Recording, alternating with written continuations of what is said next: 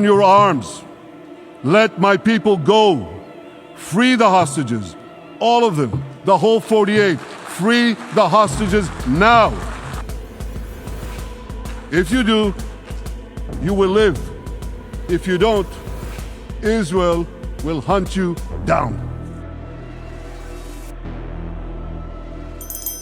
Imagine कीजिए एक ऐसा कंप्यूटर वायरस जो बिना कोई बम गिराए, बिना कोई मिसाइल दागे, रातों रात कंक्रीट और स्टील के एक बेहद सुरक्षित कारखाने को मलबे में बदल दे।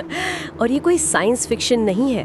2010 में ईरान के नतांज परमाणु संयंत्र में स्टक्सनेट वायरस ने ठीक यही किया था। बिल्कुल। और आज के इस गहन चर्चा में हमारा मिशन इसी अकल्पनीय यात्रा का विश्लेषण करना है। मतलब सोचिए जरा कि दुनिया की सबसे खतरनाक डिजिटल चाबी उस देश ने कैसे बनाई जिसका भौगोलिक आकार भारत के एक बड़े राज्य से भी छोटा है। हाँ, और एक ऐसा देश जिसके पास शुरुआत में पीने के लिए साफ पानी तक नहीं था, वो आज हथियारों, कोड और स्पाईवेयर की दुनिया का एक हैकिंग सुपर पावर बन चुका है। सही कहा है। तो हमारा उद्देश्य आज यही समझना है कि कैसे एक स्टार्टअप नेशन एक डिफेंस टेक नेशन में बदल गया और हम उनकी तकनीक, शिक्षा और रणनीतियों से क्या सीख सकते हैं। मैं तो ऐसे देखता हूँ। कल्पना करें कि एक ऐसा स्टार्टअप जिसे पहले ही दिन भारी विरोध का सामना करना पड़े और फिर भी वो दुनिया की सबसे बड़ी टेक कंपनियों को पछाड़ दे। बहुत ही सटीक उपमा है। देखिए, इस पूरी कहानी की शुरुआत किसी लैब या बड़े सर्वर रूम में नहीं होती है। अच्छा, तो फिर कहाँ से होती है इसकी शुरुआत? इसकी जड़ें एक बहुत ही क्रूर भौगोलिक और ऐतिहासिक जमीनी हकीकत में छिपी है। अगर हम इन दस्तावेजों को खंगालें तो 1948 में जिस दिन इस देश का जन्म हुआ, उसके 24 घंटे के भीतर ही इस पर हमला हो गया था। बाप रे, 24 घंटे के भीतर? जी हाँ, 5 अरब देशों ने हमला किया था। मिस्र, जॉर्डन, सीरिया, इराक और लेबनान। और इसके बाद 1967 का 6 डे वॉर हुआ और फिर 1973 का योम किपुर युद्ध। तो इन लगातार युद्धों ने तो वहाँ के लोगों में एक अजीब सा डर पैदा कर दिया होगा, है ना? डर से ज्यादा इसने गहरा मनोविज्ञान तैयार किया। ये मनोविज्ञान सिर्फ जमीन खोने का नहीं था, ये इस बात का एहसास था कि कमजोर रहे तो अस्तित्व ही खत्म हो जाएगा। सर्वाइवल की बात आ गई थी। लेकिन एक बात समझना थोड़ा मुश्किल है।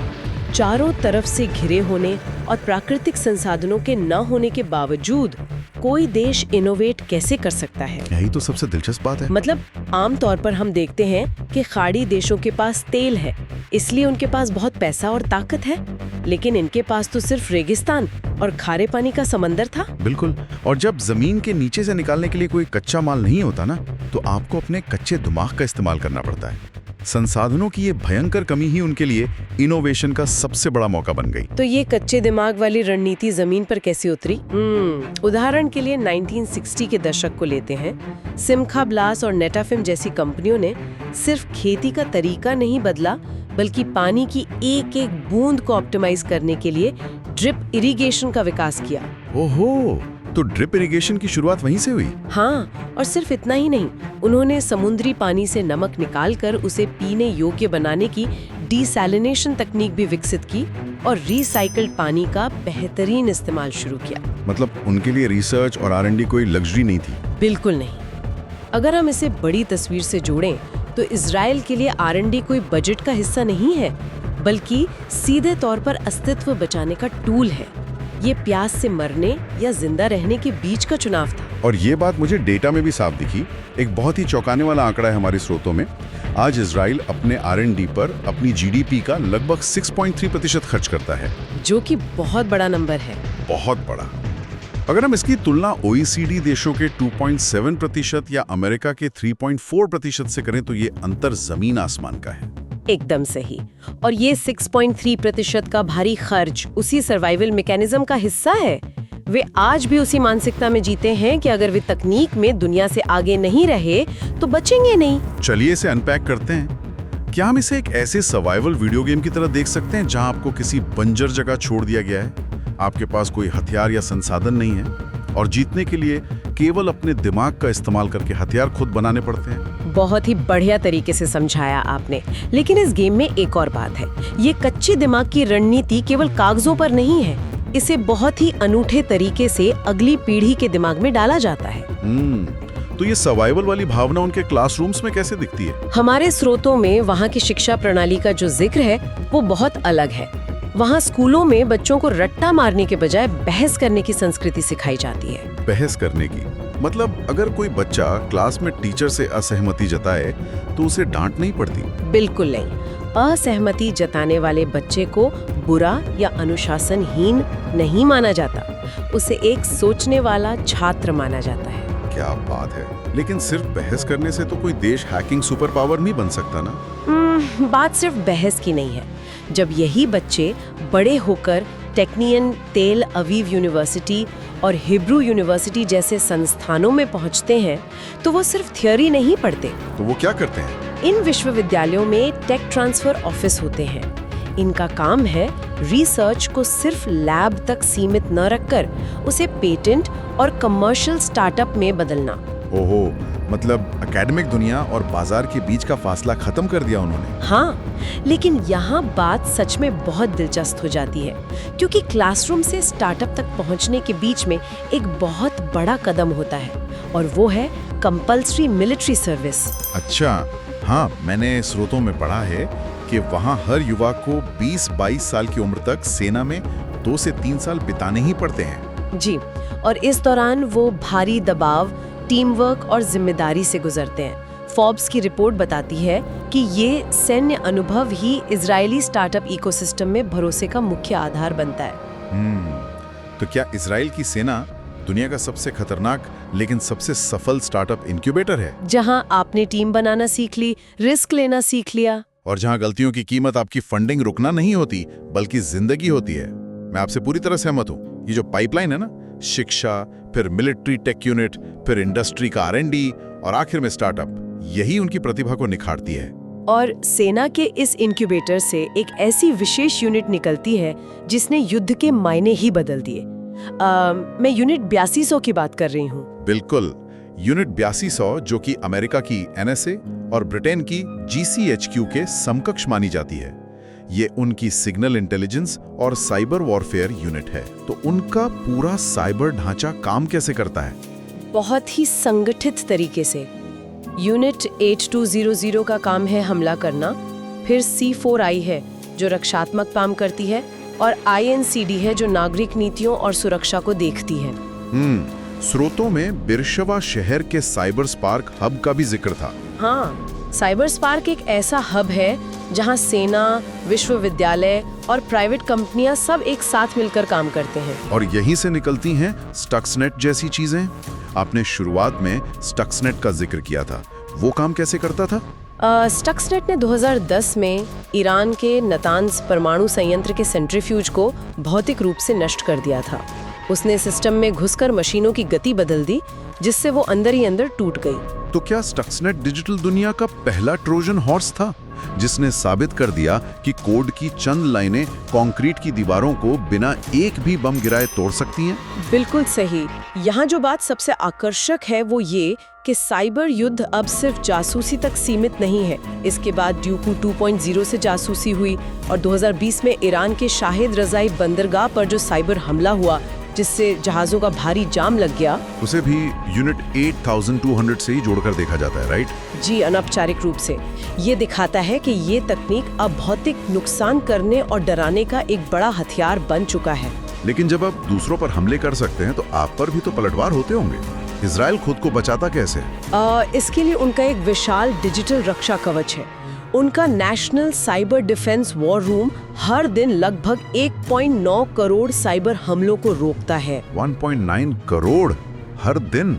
यह आंकड़ा तो दिमाग सुनकर देने वाला है। हाँ, और उनकी 2025 की साइबर सुरक्षा रणनीति के तहत सार्वजनिक और निजी क्षेत्रों से रियल टाइम रिपोर्टिंग होती है।